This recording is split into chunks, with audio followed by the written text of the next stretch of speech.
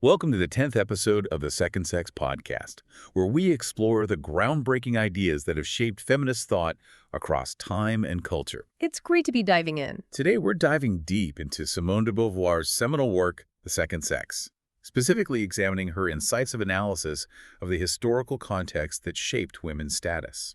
De Beauvoir provides a truly profound exploration of women's historical and social positioning. For this deep dive, we're really zeroing in on the period from post-revolutionary France through the 19th and early 20th centuries, drawing from her historical overview. Right. Our mission, you could say, is to understand the forces at play during this era that defined and, while often constrained, women's lives. Okay, let's unpack this. We're going on a journey, starting with the supposed dawn of new ideals in the French Revolution, then navigating through the rise of early feminist voices and the seismic shifts brought about by industrialization. Exactly. We want to understand why, even amidst revolutionary fervor, progress for women was often so piecemeal and frankly hard-won. And what's immediately striking is de Beauvoir's take on the French Revolution. While it undeniably transformed French society, she argues it largely bypassed women's fundamental condition. Bypassed them? Yeah. In her view, this was fundamentally a bourgeois revolution, spearheaded by men whose vision of change didn't really extend to disrupting traditional gender hierarchies. That's a key initial insight, and she makes this fascinating contrast regarding working-class women before the revolution. Right. It seems they might have had a degree of autonomy that their more privileged counterparts lacked. Precisely. De Beauvoir points out that under the ancient regime, many working-class women actually had the right to conduct business exercise trades. Interesting. As linen maids or shop assistants, they actively contributed to the household economy, often achieving a level of, well, material independence. Okay. This economic activity, she argues, could translate into a certain behavioral freedom and maybe a more equitable partnership with their husbands, at least in material terms. So their main struggle was economic. Yeah, their primary oppression was economic, not necessarily sexual in the same way it manifested for women in other social strata. So even before the revolution, de Beauvoir highlights this really complex picture where women's oppression wasn't monolithic, right? Yeah, exactly. Economic roles sometimes offered a degree of autonomy absent elsewhere. That definitely challenges those simplistic notions of universal female subjugation. Now, what about peasant women in the countryside? Their experience sounds quite different. Oh, indeed. Very different. De Beauvoir describes the peasant woman's existence as one of just relentless labor and considerable hardship. Often treated as a servant, burdened by constant maternity, her life was one of truly arduous work. But perhaps valued in a different way. Well, yes. Within the traditional agricultural family, her labor was absolutely vital, and this necessity often afforded her a certain level of respect and influence within that domestic sphere, born from, shared family interests. A nuanced picture, definitely. So when the Estates General convened, did these working class and peasant women actually articulate any collective demands for change? Well, what's noteworthy is the relative silence of women in the cahier de doléances. The grievance lists. Exactly. De Beauvoir highlights that the few demands actually made by women were often very narrowly focused on protecting their traditional trade prerogatives from, well, male encroachment. So not broad calls for rights. No, it suggests this deeply ingrained societal timidity. It sort of prevented them from formulating broader claims for fundamental rights. But women were visibly involved in the revolution itself, weren't they? I mean, the March on Versailles comes to mind. Absolutely. Women participated in many of the revolution's key events, including that iconic March on Versailles demanding bread. Huge moment. Yeah. However, de Beauvoir stresses that the revolution was not driven by women's agenda, nor were they its primary beneficiaries. The leadership and the ultimate direction remained largely in male hands. Still, we know individual bourgeois women embraced revolutionary ideals, and early feminist ideas did start to surface. Yes, definitely. De Beauvoir spotlights several remarkable bourgeois women who actively championed the cause of freedom figures like Madame Roland, Lucille de Moulin, and the radical Théroigne de Méricourt. Right. And Charlotte Corday's dramatic act of assassinating Marat is such a powerful example of a woman directly impacting the revolution's trajectory. And the ideas themselves, the early feminist thought. Yes, embryonic feminist movements emerged, most notably Olympe de Gouges' groundbreaking Declaration of the Rights of Woman and the Female Citizen in 1791. Such a bold move. Incredibly bold, a demand for the dismantling of all masculine privilege. And writings like Bourgeois' Motion kind of echoed these sentiments. Olympe de Gouges' declaration was really quite radical for its time. What was the reaction? How did people respond to these nascent feminist efforts? Sadly, they were largely met with suppression. Despite the support of, enlightened figures like Condorcet, these early feminist voices were ultimately silenced. Olympe de Gouges herself was tragically executed. Wow. Women's political clubs, where they'd started to organize and discuss political ideas, were often shut down or just taken over by men. Taken over. Yeah. And Chamet's pronouncements, explicitly stating that women's natural role was confined to domestic duties, they really epitomize this backlash, reinforcing traditional goals, barring women from the political sphere. That's a really stark reminder of how revolutionary ideals could just falter when applied to women. Were there any tangible legal gains at all during that period? There were a few legal shifts. The principles of primogeniture and male preference in inheritance were abolished, granting equal inheritance rights to sons and daughters. Okay, that's okay. And divorce was also legalized in 1792, offering some relief from, indissoluble marriage. However, de Beauvoir characterizes these as feeble conquests. Feeble conquest. She argues that bourgeois women, deeply embedded within the family structure and economically dependent, just lacked the collective solidarity to push for more fundamental change. Right. So even when the revolutionary climate theoretically opened possibilities for greater participation, class divisions among women and that pervasive gender prejudice acted as powerful constraints. Exactly. This really sets the stage for the Napoleonic era, doesn't it? Precisely. De Beauvoir concludes that while the events could have provided an opportunity, class allegiances hampered bourgeois women, and their gender excluded working-class women from gaining real political influence. Which leads us straight to the Napoleonic Code, Yeah. which marked a significant step backward for women's rights. Okay, let's dive into the Napoleonic Code. De Beauvoir describes the post-revolutionary period as a transition from anarchic freedom to rigid enslavement for women. That sounds like a dramatic reversal. It was. It represented a profound setback for women's emancipation, effectively halting progress for, nearly a century. A century, wow. Napoleon, reflecting a very traditional patriarchal mindset, viewed women primarily as mothers within a stable bourgeois social order. Right. Unlike the revolutionary aim of dismantling hierarchies, Napoleon sought to reinforce the traditional family structure, a clear, legally defined hierarchy where the wife's role as mother was paramount, firmly within the bounds of marriage. And this perspective was directly encoded into the legal framework, the Napoleonic Code itself, wasn't it? Oh, absolutely. What were some of the most significant legal limitations imposed on women? Well, the code imposed a sweeping array of restrictions. It forbade any inquiry into paternity, for example. Really? Yes. And established harsh legal conditions for unwed mothers and their illegitimate children. Married women were stripped of fundamental civil rights. They couldn't engage in legal professions or act as legal guardians. So completely under the husband's authority. Pretty much. They were legally obligated to obey their husbands, who held the power to confine them for adultery and could get a divorce on far easier terms than their wives could. The husband also controlled the family's residence, held significantly greater authority over the children, and, crucially, married women required their husband's explicit authorization for almost all legal contracts. Almost all. Any exceptions? The main exception was operating their own business. Yeah. But otherwise, husband's authorization needed. It sounds as though marriage effectively just erased a woman's legal identity, but de Beauvoir notes that unmarried women had a different legal standing. Yes, that's a really crucial distinction. Unmarried women retained their full civil capacity. Okay. It was the institution of marriage itself that triggered these limitations, reinforcing the husband's legal authority, the mundium, they called it, over his wife. Mundium, like guardianship. Essentially, yes. A legal power or guardianship, almost like a father's power over his children. It just effectively erased her legal independence within the marriage. Creating a real paradox. Exactly. Marriage conferred social status, but at the cost of legal autonomy. And these legal constraints weren't just, on paper. They were actively strengthened throughout the 19th century. Absolutely. The legal system consistently reinforced the severity of the code regarding women. They were deprived of the right to alienate their property without their husband's consent. Right. Divorce, initially established during the Revolution, was abolished in 1816 by the Restoration. Its reestablishment was fiercely resisted until 1884, and even then, it remained difficult to get. So this period really solidified a deeply patriarchal legal structure. And de Beauvoir points out it wasn't just the law.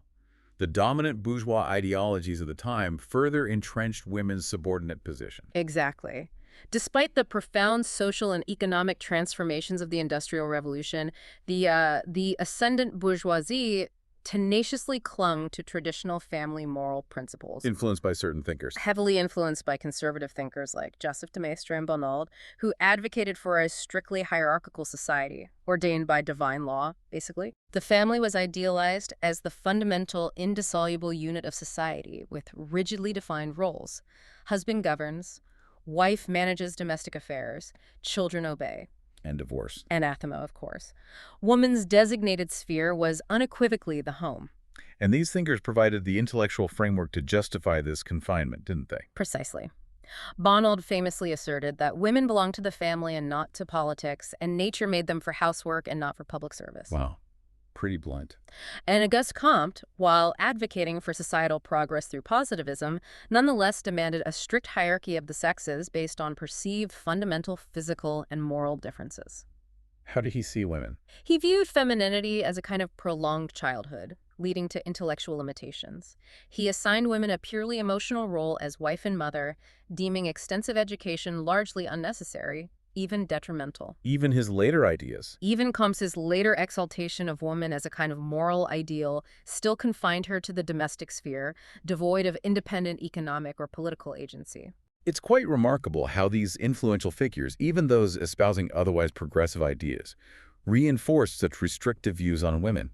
And it wasn't just philosophers. Even literary giants like Balzac contributed, right? Albeit maybe with a more cynical edge. Indeed. Balzac, writing for that bourgeois readership, presented a rather cynical portrayal of woman as essentially a possession acquired by contract. Man's property, his appendage. He even went so far as to advocate for husbands to exert complete control over their wives, restricting their education, suppressing their individuality, even prescribing restrictive diets and uncomfortable clothes. It sounds incredibly controlling and dehumanizing. But de Beauvoir also notes that the bourgeoisie simultaneously engaged in this practice of according women exquisite respect. What was that about? Yeah, it seems contradictory, doesn't it? It does. De Beauvoir argues that this outward exquisite respect served as a subtle form of social control. By bestowing superficial honors upon women, ensuring a degree of comfort within their domestic lives, the bourgeoisie aimed to lull them into accepting their circumscribed roles as mothers and housewives. A gilded cage, essentially. Exactly. Offered a gilded cage relieved of certain hardships, but simultaneously deprived of genuine autonomy and responsibility. And de Beauvoir suggests that, by and large, most bourgeois women did indeed kind of succumb to this arrangement. She contends that they did, primarily due to their economic dependence on men, which stemmed from their limited access to education and their resulting, parasitic economic situation. Right. They also held a vested interest in maintaining their class privileges and feared that a radical restructuring of gender roles would somehow destabilize bourgeois society. So class loyalty trumped gender solidarity. Often, yes. Their primary allegiance often lay with their husbands and their social class, rather than with a broader solidarity with women across different social strata. But the dawn of the Industrial Revolution began to introduce new dynamics and possibilities, didn't it? Yeah. De Beauvoir connects it to the erosion of landed property and the eventual push for emancipation for both the working class and women. Absolutely. The mechanization of production fundamentally reshaped economic structures. It generated new avenues for women's participation in the public sphere. And socialist thinkers picked up on this. Yes. They were quick to recognize the emancipatory potential of drawing women out of the traditional confines of the family and into the workforce. Utopian socialists like Plato, Saint-Simon, Fourier, Cabet, all, in their own ways, advocated for women's liberation as integral to a broader societal transformation. What were some of the core ideas there in those socialist perspectives? Well, the Saint-Simonian movement, for example, championed the abolition of all forms of slavery, including the subjugation of women, grounded in the principle of universal human rights. They envisioned the ideal of the free woman. Sounds promising. Yeah. Any downsides? Well, their approach wasn't without complexities. Sometimes they idealized a somewhat essentialized notion of femininity that could, maybe inadvertently, reinforce traditional gender stereotypes. Right. Fourier, with his emphasis on liberating desires, primarily saw women in terms of their amorous roles within his utopian communities. Cabet, in his vision of Icarian communism, promised legal equality but still restricted women's participation in political life. So it seems that even within these progressive movements, the understanding and implementation of genuine gender equality were still, well, works in progress, often shaped by existing patriarchal assumptions. That's a really crucial observation. Even within the seemingly radical St. Simonian movement, women often occupied secondary leadership Well, roles. I think so. Claire Bizard stands out as a notable exception in the early years. But furthermore, many later socialist publications tended to prioritize demands for women's education over calls for complete social and political emancipation. Interesting focus. Even influential figures like Victor Hugo, while often sympathetic, sometimes framed women's liberation in romanticized terms, emphasizing intuition, emotional capacity over rational agency, which could inadvertently reinforce those traditional gender binaries. And as these theoretical debates were unfolding, what was happening in the realm of practical reform movements during the 19th century? Was there momentum for women's rights beyond these socialist circles? Well, the broader reform movement advocating for justice and equality generally held a favorable view towards feminism, with one prominent and very vocal dissenting voice, Pierre-Joseph Proudhon. Ah, Proudhon. I know the name. Right, drawing from his peasant background and reacting against what he saw as the excesses of St. Simonianism, Proudhon vehemently opposed women's emancipation, How so? famously posing the binary choice for women as housewife or courtesan. He ardently defended the notion of women's inherent physical, intellectual, and moral inferiority, fiercely resisting those burgeoning feminist ideals. It's intriguing and, yeah, somewhat unsettling that a figure associated with progressive thought held such deeply conservative views on women. How did feminist thinkers respond to him? While intellectual women like Madame Adam and Madame Dericourt directly challenged Proudhon's assertions through their writings and public discourse. And his response? Proudhon, in turn, responded with a polemical work titled La Pornocratie. So it highlights the intensity of the ideological clash. Definitely. However, de Beauvoir astutely points out that these theoretical debates often only timidly reflected the profound societal shifts that were beginning to reshape women's lives, mainly due to the transformative impact of industrialization. And that brings us to that crucial impact of industrialization. De Beauvoir argues it led to a significant resurgence in women's economic importance. How did that happen? Well, the advent of machinery fundamentally altered the nature of work in many industries. It diminished the importance of sheer physical strength. This opened up unprecedented opportunities for women to enter industrial production on a large scale. And the rapid expansion of industrial enterprises created this voracious demand for labor that the male workforce alone just couldn't satisfy. So women's participation became necessary. An undeniable necessity, yes. And intellectual powerhouses like Marx and Engels were keenly aware of the profound implications of this shift for women's social standing, weren't they? Absolutely. Marx and Engels recognized the revolutionary potential of women's mass entry into the workforce. They viewed it as intrinsically linked to the broader emancipation of the proletariat. Any key quotes there? Bebel famously articulated this connection, stating that women and workers both have oppression in common. Engels specifically theorized that women's subjugation was historically tied to the development of private property, Right. and that the Industrial Revolution, by drawing women into large-scale social production and lessening their exclusive dependence on domestic labor, held the key to their emancipation. That sounds like a hopeful vision, but de Beauvoir also meticulously details the often horrific and exploitative conditions that women workers initially faced in these new industries. Oh, the initial exploitation was indeed appalling. They routinely endured longer working hours, received significantly lower wages compared to men. Much slower. Significantly. And the oppressive sweating system in domestic industries, which persisted alongside factory work, trapped countless women in poverty despite just relentless labor. Even relatively conservative commentators like Louis Boulou decried these abhorrent conditions. And why did women go into factories then? Driven by sheer economic necessity, they often migrated to factories from even worse circumstances in trades like needlework and laundering, and employers frequently showed a preference for hiring women precisely because they could pay them less. Ah. A stark illustration of the economic forces at play. So while industrial work offered a potential pathway to economic independence and social dignity, the immediate reality was often one of harsh exploitation and precarious existence. What were the specific working conditions like? Dreadful, often. Hygienic conditions were terrible. Blanqui described women in Lyon's trimming workshops forced to work in physically straining, unhealthy postures. Grim. Norbert Truchen documented silk workers toiling for up to 17 hours a day in dimly lit, unsanitary workshops. Young girls frequently succumbing to tuberculosis. 17 hours. And exploitation also extended beyond the factory owner. Male assistants often preyed on vulnerable young women workers. Marx even recounted a chilling anecdote about a manufacturer who preferred hiring married women with families Why?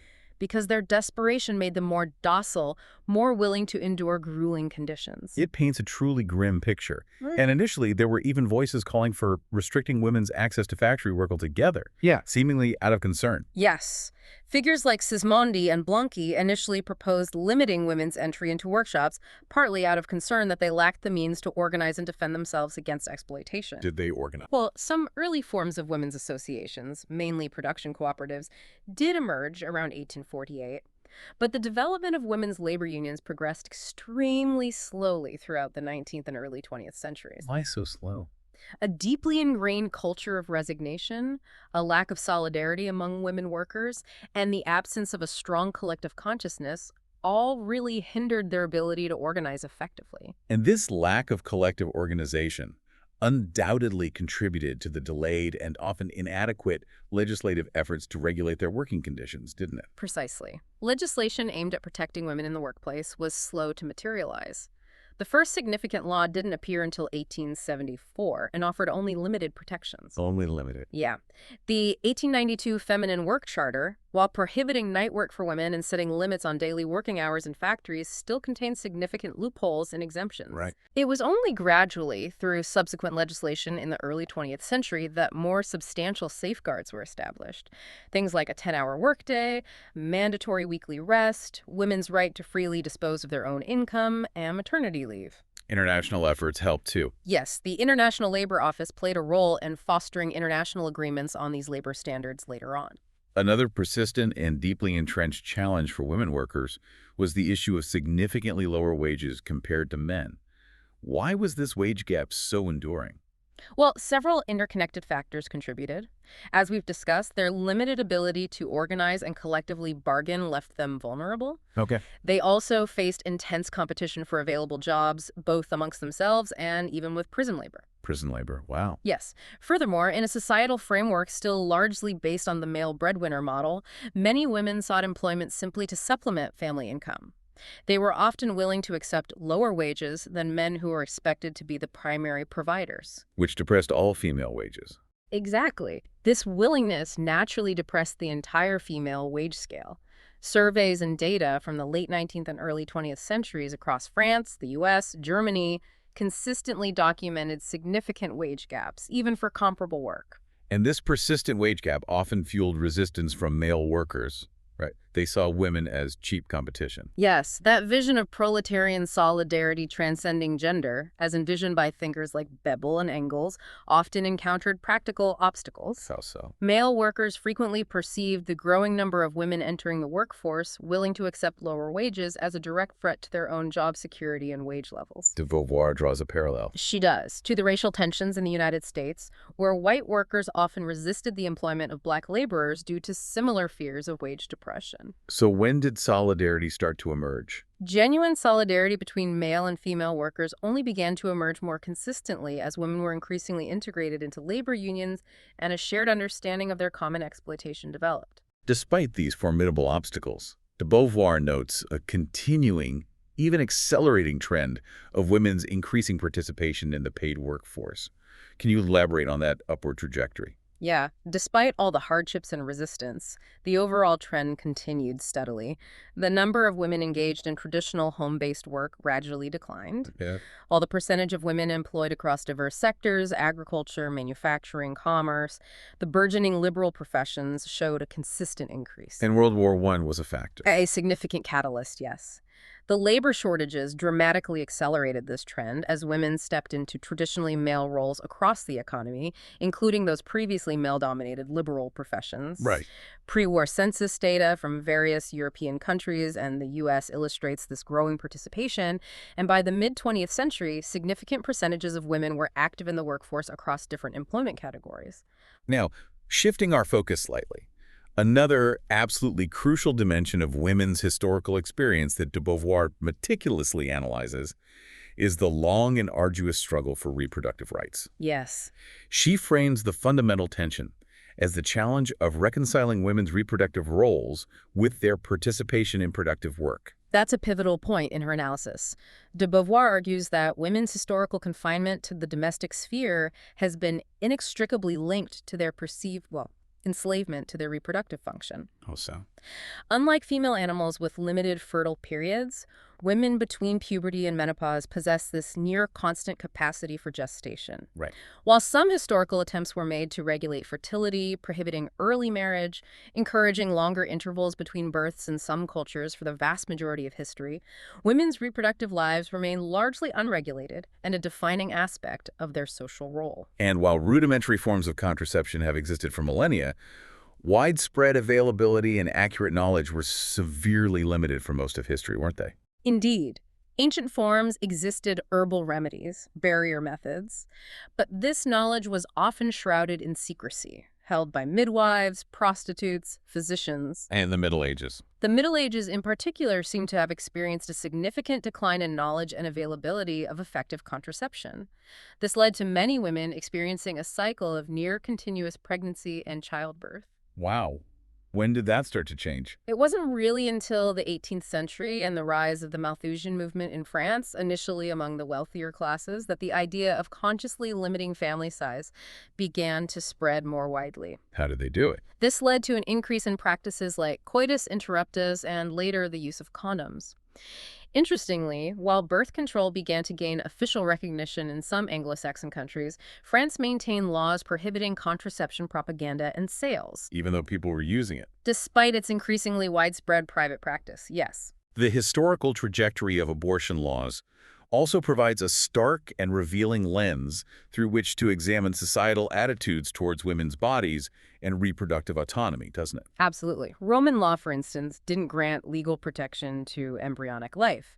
It viewed the fetus as an extension of the woman's body.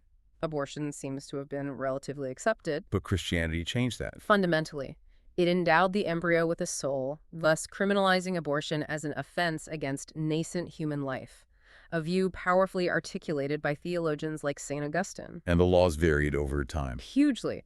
Over subsequent centuries, abortion laws varied significantly across regions and periods, sometimes distinguishing between animated and non-animated fetuses. What about in France? In France, the legal stance hardened considerably, culminating in the 1810 Penal Code that absolutely prohibited abortion. However, juries often showed reluctance to strictly enforce these harsh laws.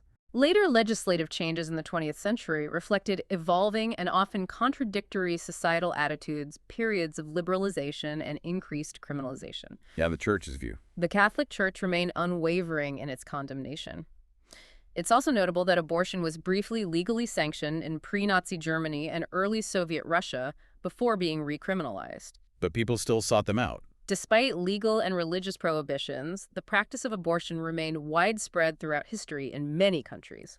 And de Beauvoir sees the advancements in obstetrics safer childbirth, coupled with women's increasing ability to control fertility, as a truly transformative moment, doesn't she? Absolutely transformative. The progress in obstetrical care, reducing the dangers and pain of childbirth, combined with women's growing ability to manage fertility through contraception and access to abortion, marked a profound turning point. How so? It allowed women to gain a greater degree of control over their own bodies, to integrate decisions about pregnancy into their lives more rationally, rather than being constantly subject to the dictates of their reproductive biology. She has a powerful quote about this. Yes, she powerfully asserts, during the 19th century, woman in her turn is freed from nature. She wins control of her body. And this newfound control over their bodies, coupled with their increasing participation in the workforce, provided the essential foundation for the rise of a more potent and influential feminist movement, didn't it? Precisely. While earlier feminist ideas often lacked that broad material basis, the convergence of women's increasing involvement in economic production and their growing freedom from the constraints of involuntary reproduction provided a solid foundation for their demands for greater equality. And other societal shifts contributed. Yes, the gradual weakening of traditional family structures, driven by the rise of individual property ownership and the increased mobility of capital, also fostered a greater emphasis on individual rights and self-assertion. And this societal shift inevitably led to changes in laws concerning marriage and divorce, although the pace and extent varied considerably across nations, didn't they? Yes. In France, divorce was re-legalized in 1884, though initially with discriminatory conditions regarding adultery. Progress in granting women equal guardianship rights over children and recognizing the legitimacy of natural paternity was incremental. So, still not full equality. No. While some modifications to married women's legal status occurred in the early 20th century, de Beauvoir emphasizes that true equality within marriage hadn't yet been fully achieved. In contrast, countries experiencing more rapid capitalist development, like the U.S., saw earlier and more significant shifts in divorce rates and legal reforms impacting women's status within marriage. The struggle for political rights, particularly the vote, was a protracted and often fiercely resisted battle in many parts of the world. De Beauvoir gives a detailed account of the campaigns in France, England, and the U.S. It really was a multifaceted struggle, waged through various strategies encountering significant opposition. In England, John Stuart Mill's impassioned plea in Parliament in 1867 was an important early moment. Right. Women organized politically under figures like Millicent Fawcett, and then the more militant suffragette movement, led by the Pankhurst family, adopted increasingly confrontational tactics, public demonstrations, civil disobedience. And WWI played a role. Their contributions during World War I ultimately played a role in securing the vote for some women in 1918, with full suffrage achieved in 1928. What about France? In France, the feminist movement initially focused more on securing civil rights, with figures like Léon Richer founding influential feminist publications. Hubertine Aucler later spearheaded a more direct suffragette campaign. Were they unified? Internal divisions, sometimes along class lines, hindered unified action. French women finally gained the right to vote much later in 1945. And the U.S. movement. The American suffrage movement also involved a long, arduous journey. Early demands were intertwined with the abolitionist movement. The Seneca Falls Convention in 1848 issued that powerful declaration asserting equality. Right. Despite women's contributions during the Civil War, their efforts to be included in the voting rights amendments for black men were unsuccessful. Leaders like Susan B. Anthony continued the fight, leading to gradual progress state by state before the eventual passage of the 19th Amendment in 1919. It's striking to see the diverse tactics and the persistent resistance faced by these movements across different national contexts. Right. And de Beauvoir also briefly covers this situation elsewhere. Yes. She observes that in many Latin American and Eastern European countries, women's subjugation was often more deeply embedded in cultural customs than explicitly in law. Right. Fascism in Italy actively suppressed feminist movements, aligning with the church's conservative agenda. Germany witnessed early feminist organizing, but experienced a severe setback under the Nazis, who promoted that traditional Kinderkirche ideal. And Soviet Russia. In contrast, Soviet Russia, post-revolution, implemented some of the most progressive early reforms, granting political and economic equality, although later family policies became more pronatalist, focused on repopulation. After this comprehensive historical survey, de Beauvoir presents some truly profound and thought-provoking, concluding reflections on the entirety of women's history. One of her foundational points is that women's entire history has been written by men. What's the core of her argument there? This is such a powerful assertion, highlighting the fundamental asymmetry of power throughout history. Hmm. De Beauvoir argues that men possessing initial advantages, social prestige, physical dominance, have been the primary architects of the values, customs, laws, religious beliefs that have shaped societies. And women's role? Women historically have just not occupied a similar position of influence in defining these foundational structures. While individual women and collective protests certainly occurred, their effectiveness largely depended on the willingness of men to concede or acknowledge their demands. So men's needs came first. Ultimately, yes. Men's decisions concerning women's status have been driven by their own projects, fears, and needs, rather than by a genuine understanding or prioritization of women's own interests. She provides several compelling examples to illustrate this point, doesn't she? Indeed. She connects the reverence for the mother goddess to men's primal fears of nature, the establishment of patriarchy to bronze tools and private property, the legal subjugation of married women to consolidating family economic units. Even recent progress. Even the eventual progress in birth control and women's partial liberation from constant motherhood, she argues, were largely driven by shifts in masculine ethical considerations and societal needs, not solely by women's autonomous demands. Right. She emphasizes that feminism itself has rarely functioned as a completely independent force, often serving as a tool of broader political agendas or reflecting deeper societal transformations. And she makes a crucial distinction that women, unlike other historically marginalized groups, never truly coalesced into a separate caste seeking to actively shape history from their own distinct perspective. Exactly. De Beauvoir argues that doctrines idealizing woman as inherently embodying flesh, life, or immanence are essentially masculine constructs. They don't originate from genuine feminine self-definition. So what did women do? For the most part, women adapted, often resigned themselves to their socially prescribed roles.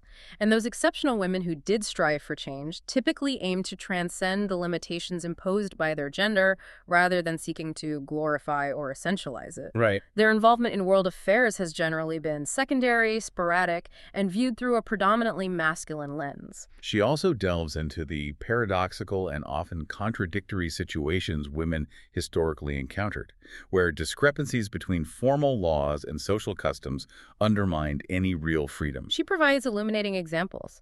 Roman matrons wielding significant economic power yet lacking basic legal independence, peasant and lower middle class women functioning simultaneously as mistress and servant in the household, and those periods of societal upheaval offering fleeting but ultimately superficial freedoms. The married woman often held social standing, but lacked legal rights, while the unmarried woman, with the same inherent capacities as men, faced social exclusion until more recent times. And societal judgments. Even the contrasting treatment of fallen women versus adulterous wives reveals these inherent inconsistencies. But she also highlights exceptional women throughout history, powerful rulers, influential religious figures who managed to transcend these limitations. What enabled their achievements? De Beauvoir argues that the women who achieved comparable levels of influence were typically those whose social position, like powerful monarchs, Isabella, Elizabeth, Catherine, effectively superseded traditional gender constraints. Their gender became secondary. Their femininity, in essence, was neutralized by their authority, ceasing to be a primary determinant of their potential.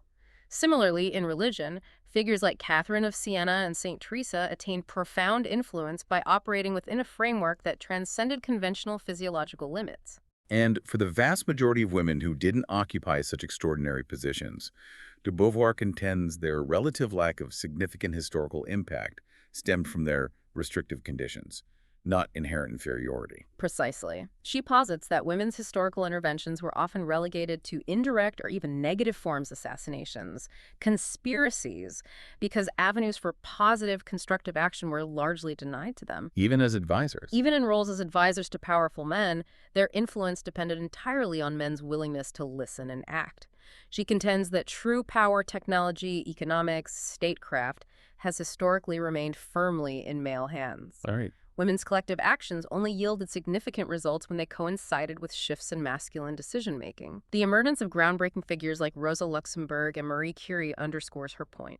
Historical marginalization, not inherent deficiency, condemned women to perceived inferiority. She also explores the cultural sphere where women have arguably achieved greater visibility, linking this to their historical marginalization and a masculine desire to explore the perceived limits of their own universe. Yes, the roles of prophetesses and priestesses in some ancient societies reflect this.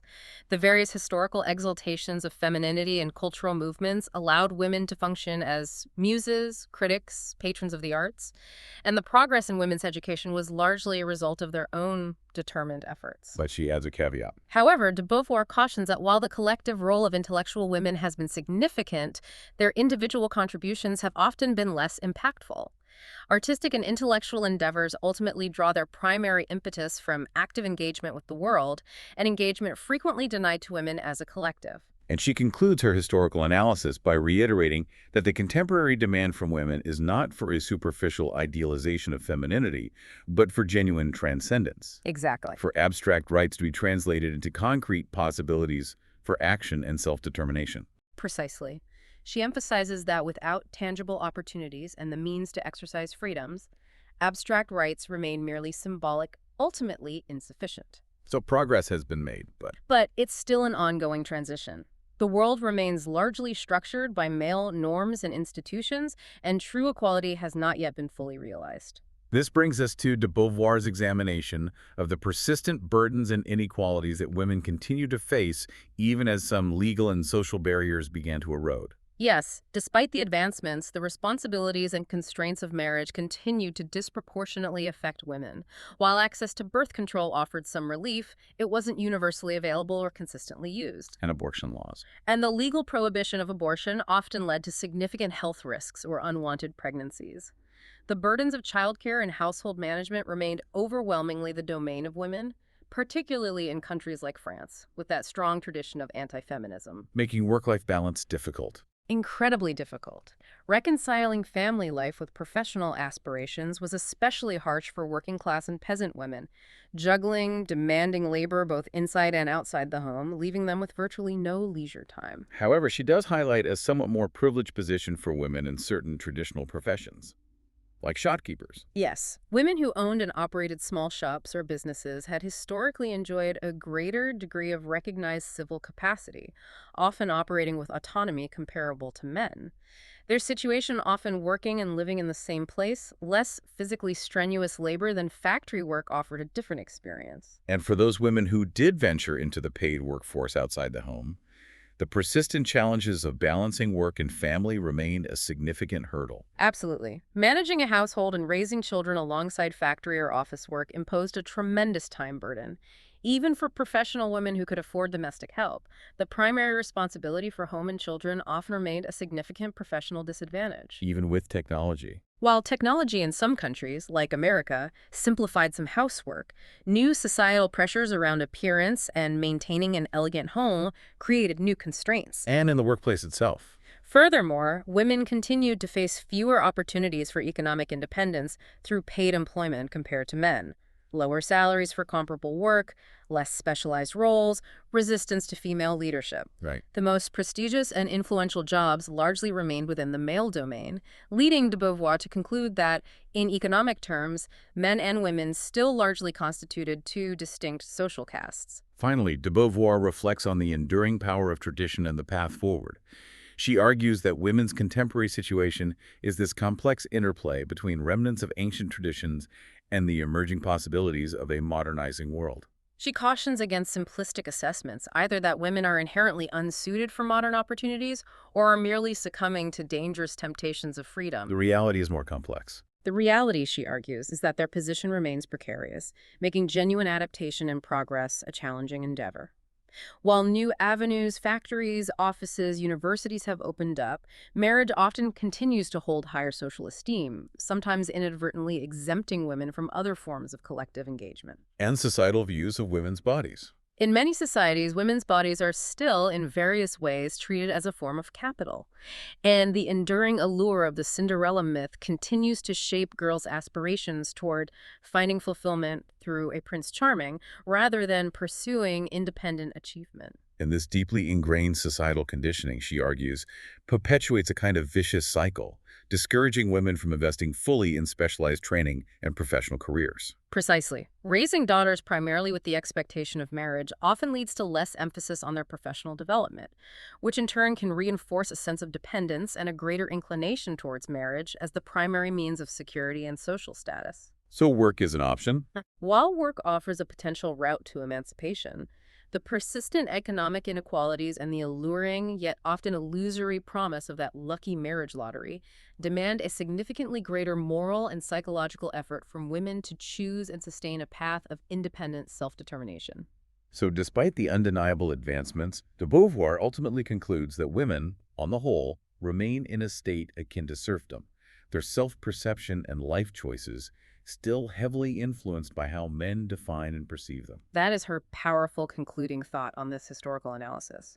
She argues that to truly understand women's lived reality, you have to first analyze how men envision them, as this being for men remains a fundamental and often limiting aspect of their concrete existence. It's really evident from de Beauvoir's profound analysis that the historical journey of women has been incredibly complex, shaped by this multitude of intertwined economic, social, political, and reproductive factors. While significant progress has undoubtedly been made, the enduring presence of inequalities and the persistent influence of historical traditions just underscore the ongoing necessity for vigilance and a continued push for genuine, comprehensive equality. Yeah, and this deep dive into de Beauvoir's historical perspective really compels us, doesn't it? It compels you, the listener, to critically examine how these historical forces and deeply ingrained societal expectations, even in their contemporary guises, might still subtly shape individual choices in the ongoing pursuit of true equality today. Hmm.